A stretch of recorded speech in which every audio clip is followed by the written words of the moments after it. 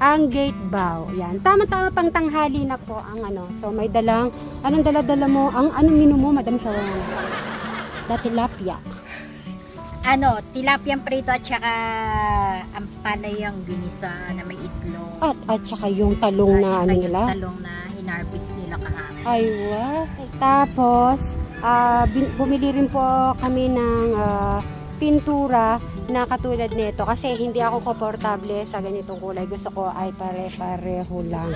At eto, tignan nyo naman yung ano, kung nasa labas ka, hindi ka talaga po makakapasok. Kaya ganito yung style. Ayun, nakita na tayo ni Brian.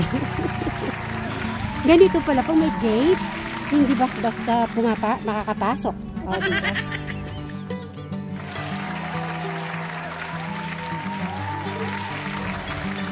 So, syempre, nagdala tayo ng bigas. Kasi, ano naman, nahiya naman kami kay Brian kasi kumakain kami dito.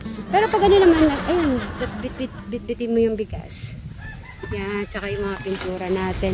Tapos, siyempre si Eric ay ano muna po tayo, lunch, no? Magla-lunch muna, tapos ay papagupit, tapos yan, kukontinue na po yan. Ay, meron kayong napapansin? Hindi tayo naririnig ng ano, hindi tayo nakikita, hindi na sila maingay. Effective. So, ang ganda ng ano natin. So, tawagan natin. Hindi ko alam kung saan magpapagupit. Dito na lang siguro magugupit. Dito na lang pala magpapagupit si Eric. Hindi mainit dyan yan. Dito sa harap na yan. Oo, dito. Okay. So, hintay lang po natin yung maggugupit sa kanila. Kain na muna kayo. Maraming salamat kay Madam Sharon na walang sawang sa pagwawalis sa pag-support sa ating sa araw-araw na trabaho. Siyempre si Sir Robin natin, ang kanyang partner ay walang iba kundi si Eric Kao. Ay, eto na. Good afternoon. Ayun na magugupit. Ito na. Ngayon ay katapusan. Kakain ka na muna o gupit na muna? Gupit muna. Ay, gupit muna daw. Okay, ready na si...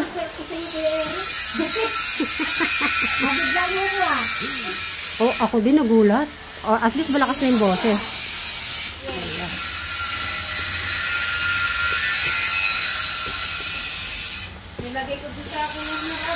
Ganito pala.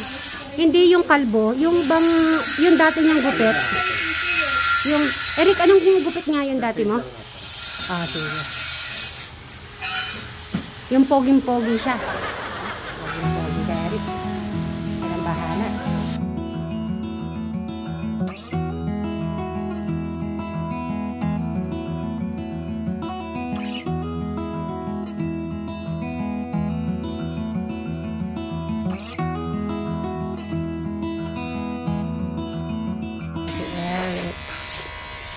Bali, ilang months mo nang hindi nagupitan siya?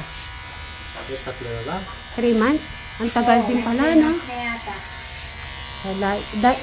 Hindi, kalbong-kalbo kasi nun. Kaya makapal na yung buhok eh. Mga 4 siguro. Tingnan mo nga. Kalbo-kalbo siya noon. Sulit na sulit. Yung iba naman, monthly, no? Oo. Ay, iba nga, week lang eh. Week? Si ano kasi? Yung kamay lang ng bubukit. Si Eric ano kasi, may date po kasi to.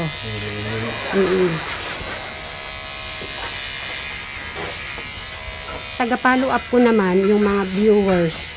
So ako naman, pag nabasa ko na to, tatanungin ko na si Eric noon. So magbibigay po ng siyang date. Tapos kami naman po ang magpapa-schedule sa manggugupit. Yan. Ganun po yung ano natin. Kaya napapasalamat ako sa lahat ng mga nagme-message, sa mga suggestion, sa mga lahat-lahat na ginagawa natin daily life. Maraming salamat.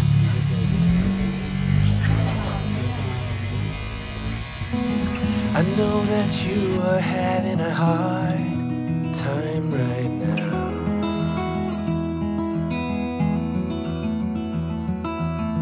That everything seems to crumble around you.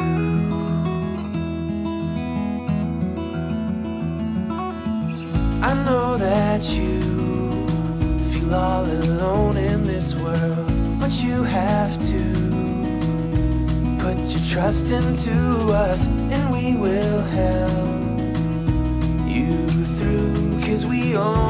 Di ba may gupit na nakakataba?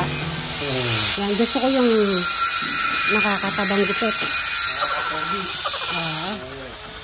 Ay. Magpagupit ka para maunlad lalo si Chris. Naku nga. Ay. Kapag pogi ka sa paningin niya. Ay, ganun ba yan? Pogi naman, pogi na kamo. Best for you.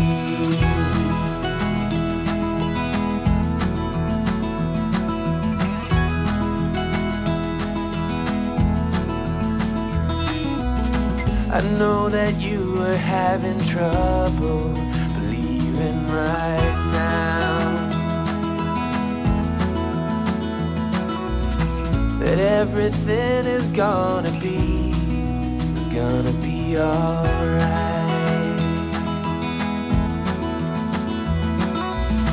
I know that you feel all alone in this world, but you have to put your trust into us, and we will help you through, 'cause we only want what's best, what is best for you.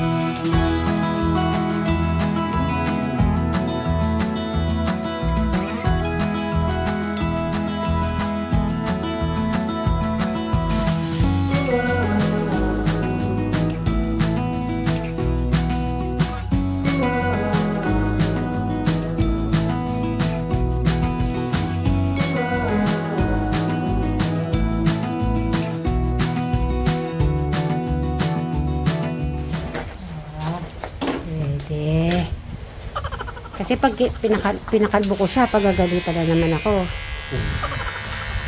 Di ba, Rick? Hindi, ganyan lang. Bagay sa kanya.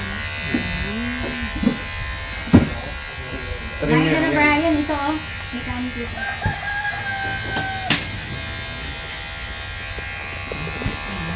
Sarap pa naman ng ulam. Pero hindi, tinisang ampalaya. Ay, meron akong Hortan palaw, asin. ay, nabasa na ba? Ito yung ano ko kay El. Basa. Okay lang. Tutuyo din yung mga. Eric, yung sisiw sa Wednesday daw. Sabi nung mama, madami palang paa-paa yun. So, ang gagawin natin, kasama ka namin na mamimili. Pwede.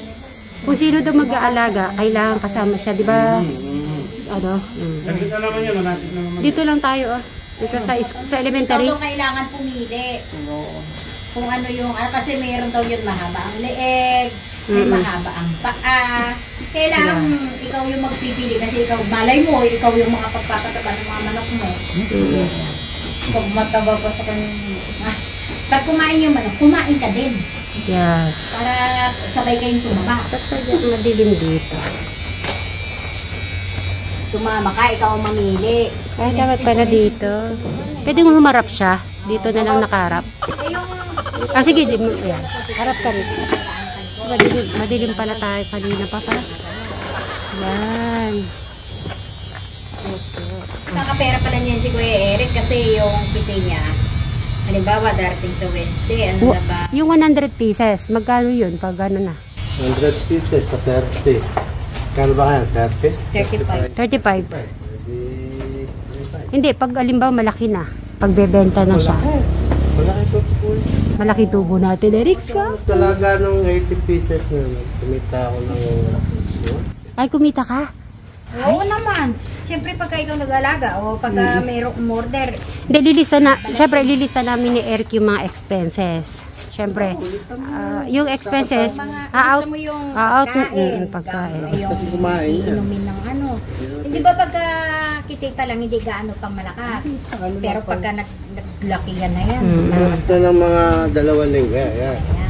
Simula na lang kakain. Bibigyan ko ng isang notebook si Eric. Lilista namin mga gastos. Ayaw mo doon, kahit nandiyan ka lang, may business ka. Eto pa, may si Inda tumawag siya kahapon. Pag halimbawa, natutunan ni Eric yung manok, kahit na isa o dalawang baboy mag-alaga siya pang ano, pang At least ano, kahit ano daw. nandiyan ka sa bahay, kumikita ka. Ay sabi ko, oo, pwede yun para di na tayo bibili, tayo na lang bibili ng ano, mga baboy. Maraming umuorder, lalo na malapit na piyesta mapaniki. Piyesta dito. Oh. Yung pag tinangalis sa sabuo siya. Siyempre yung manok magugutom. Hindi pa kainin na ni Eric yan. May CCTV. May CCTV, malalaman ko. May CCTV pa dyan, CCTV pa ako. Ayan. Grabe naman tong kakaibang CCTV ito. Dagdag CCTV din ako. Ay, Eric, CCTV daw siya. Isusumbong ka daw May sa mata akin. sa likod, may mata sa harap. May camera pa dito.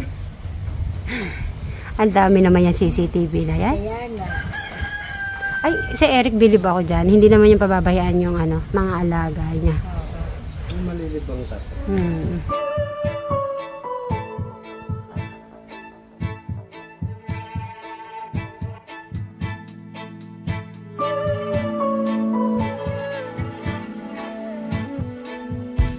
Folded hands.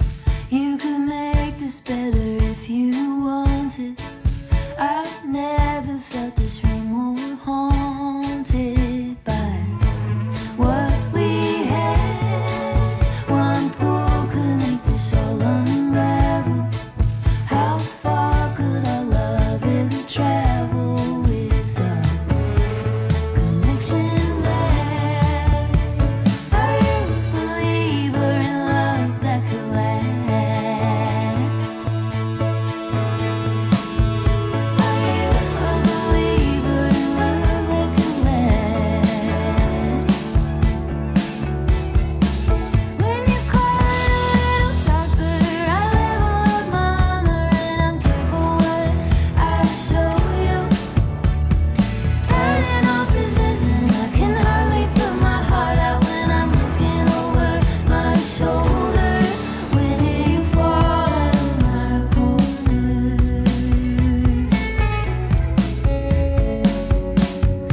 When did you fall out of my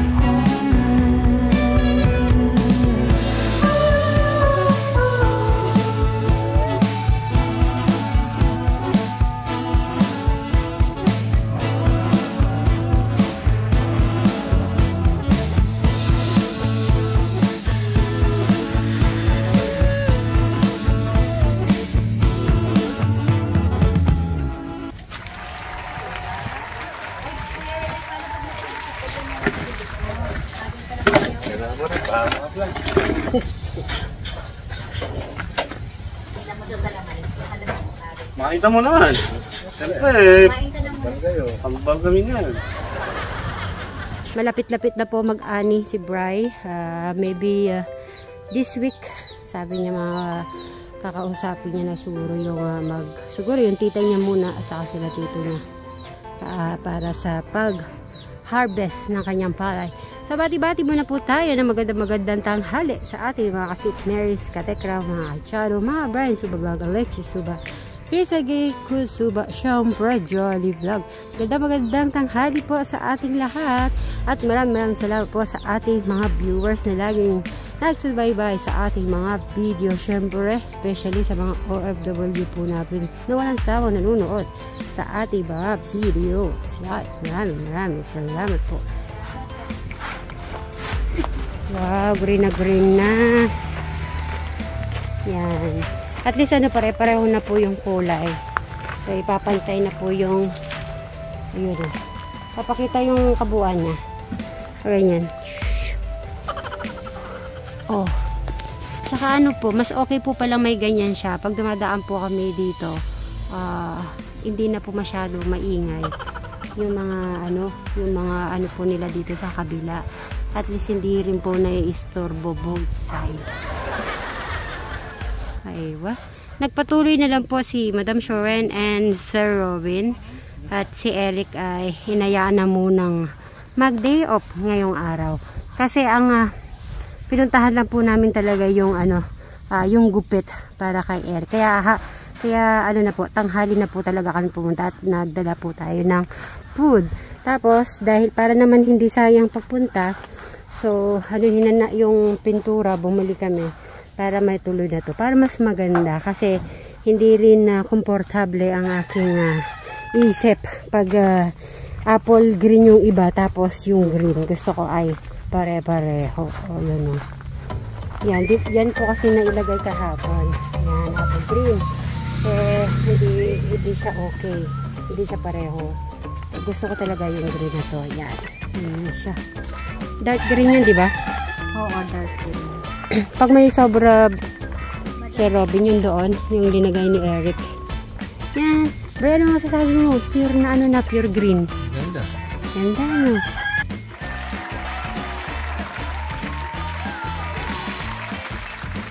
Nagpapahide po kami ng silver ni Bri. Yung iba sabi nila ay dark gray. Ay, tama. So, nag-ano po kami ng dark gray. So, may nabasa ko na parang black. Yan. So, kaya naisip ko na ganyan na kulay. Oh, pwede. Ayan, medyo pagka-black na rin siya. So, ito, magiging ganun ang kulay. Para kita yung kulay ng gate. Kasi sabi nila ay parang hindi daw kita yung gate pag silver lang. Kaya kanina, nag-ano po kami ni Sir Robin na i-dark gray mo. Sa mga nabasa ko lang naman po message yan. Halimbawa, yan. Ayan o, parang pagka-black. So, kita na po yung gate. Diba, Madam Sharon? Okay? Alright. So, papakita ko yung pinakaharap. Oh, yan na. Oh, diba? Yan ang pinalalabasan na yan. Pag na kompleto pa yung kulay nitong gate na to, yung dark gray na yan, mas lulutang yung kagandahan. At, sabi pa nila, Sweet Mary, lalo na pag na flooring na yan, mas maganda. Ay, opo. Mas maganda talaga pag ito ay na flooring na. Yan. Hindi siya pwedeng lagyan ng ano. Pag linagyan natin ng yero yan, pangit na siya tignan. Kasi pag nandito kami, di mo na kami maririnig. Di mo na makikita. Matatanggal yung view. Yung view. Si Boso. Ha?